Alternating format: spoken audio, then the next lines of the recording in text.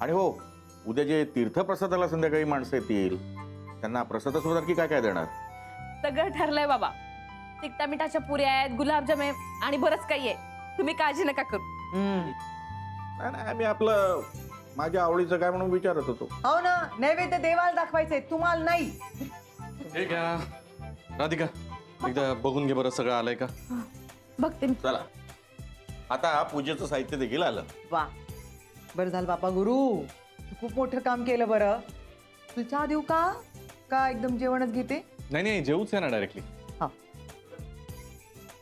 काय ग, हे पोट अथर्व गेलं कुठं? नाही, मी हाक मारली होती त्याला, येऊन राहिले ते. पान बाबा, ते सुट्टी होती तेव्हा खेळत होता.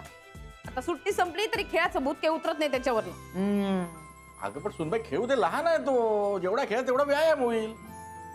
नाही घरी बसतो मोबाईलवर tick tick tick tick video game खेळत. हा, थँक्यू. बाकी झाल्या तयाऱ्या? हो. अरे तुझी आई आहे, सामती सुनबाई आहे, दोघी दोघी असताना कुठल्या कामाची उणीव असणार आहे?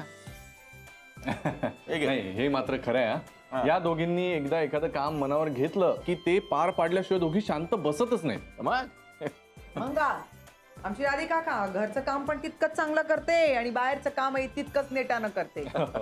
ए गुरु, ती बायको उद्यापासून बिझी होणार बर का. म्हणजे म्हणजे विचार विचार, तिलाच विचार. काय ग? अहो काय नाही, मी आपण गेलो होतो ना त्या हॉटेलमध्ये जाऊन आले. तू परत कशाला गेली होतीस तिथे?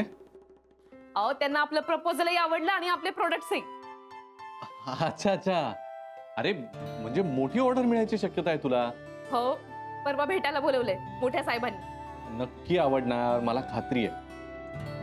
Radhika, I am so proud of you. हे असं जोमानं काम सुरू राहू दे, नाही काय?